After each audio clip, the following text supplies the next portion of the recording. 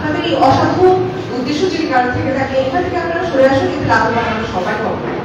আর নকল ভেজাল কৃষি উপকরণের পাশাপাশি আরেকটা বিষয় এখানে আছে, এই বিষয়টা আজকে আলোচ্য বিষয়বস্তুর মধ্যে আসেনি কিন্তু আমার মনে আলোচনা করা দরকার, সেটা হচ্ছে কৃষি উপকরণের দাম।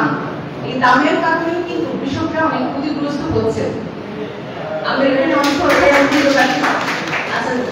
যেটা দামের ব্যাপারটা আসলে যেটা আমি গত কয়েকদিন ধরে কৃষি উপকরণ বিশেষ করে সার এবং অন্যান্য যে কীটনাশক বাড়িনাশক ঔষধ যেগুলো আছে সেগুলোর উপর আমি বেশ কয়েকটা অভিযান পরিচালনা করেছি।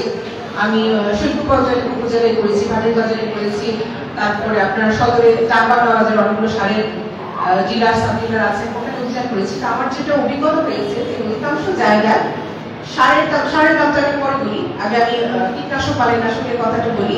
সেখানে হচ্ছে বিভিন্ন কোম্পানি যে প্যাকেটজাত যে কীটনাশকগুলো ব্যবহার করা হয় বা বীজ ব্যবহার করা হয় সেখানে এমআরপি রেটটা অনেক বেশি দেওয়া থাকে। আমি শৈলকুপায় পেঁয়াজের বীজের উপর কিছু অভিযান করেছি।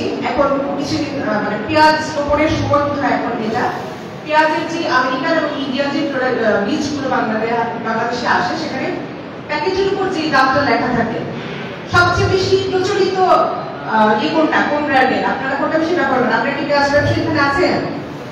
সবচেয়ে বেশি প্রচলিত ব্র্যান্ড হচ্ছে লালতির ব্র্যান্ড।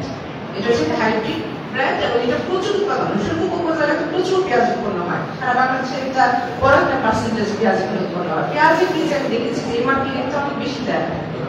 ওরা যে দামে কিনছে এবং যে দামে বিক্রি করছে আসলে কিন্তু এত বেশি দাম দেওয়ার কোনো প্রয়োজন নেই। 150 টাকার একটা কোটার দাম 2600 টাকা লেখা আছে।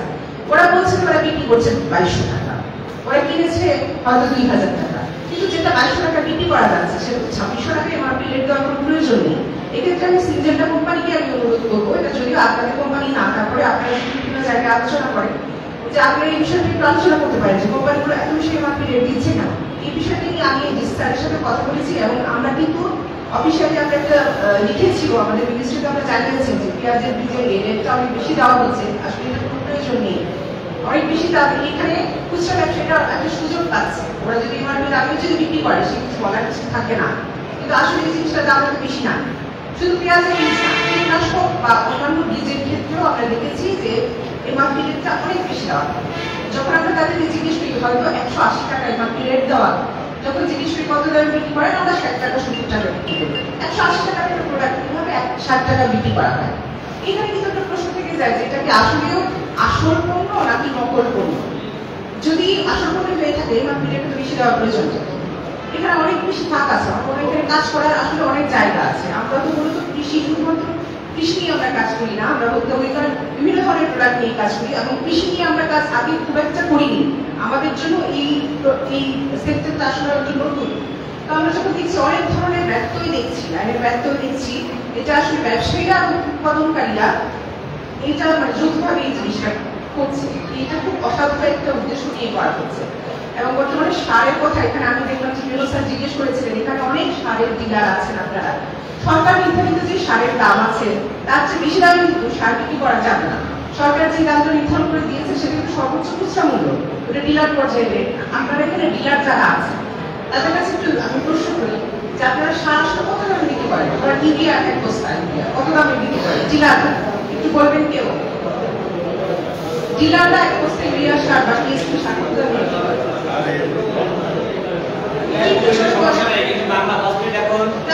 বাংলা জানতে চাচ্ছি যেটা সরকার থেকে দেওয়া হয়েছে কত দামে বিক্রি করে? 1350 টাকা সরকারি রেট। আপনারা কত দামে বিক্রি করেন? 1350 সরকারি রেট। আপনারা কি আচ্ছা, ডিলার পর্যায়ে কিন্তু আপনারা 20 থেকে 25 টাকা কমিশন দেওয়ার কিন্তু কথা আছে। আপনারা কিন্তু 1325 থেকে 1330 টাকা বিক্রি করবেন ডিলার পর্যায়ে, কিন্তু কৃষক থেকে নির্দেশনা দেওয়া আছে। আপনারা যদি 1330 টাকা যদি বিক্রি করেন তাহলে সাব ডিলাররা 1350 টাকা বিক্রি করতে পারে, খুচরা পর্যায়ে সেটা বিক্রি করা সম্ভব। কিন্তু দেখা যায় ডিলার পর্যায়ে আপনারা রেট অনেক বেশি রাখেন, অনেকেই রাখেন, আপনারা রাখেন। এক বস্তা ইউরিয়া আমাদের এখান থেকে 30 টাকা ভাড়া লাগে, ভাড়াটা কিনা দেবে আমাদের কিনা পড়ে যায়, ডিলার পর্যায়ে 20 টাকা রাখা আছে 1355 আপনাদের কিনা পড়ে যায়, সেজন্য কিন্তু ডিলার পর্যায়ে আপনি 20 টাকা রাখা আছে 1330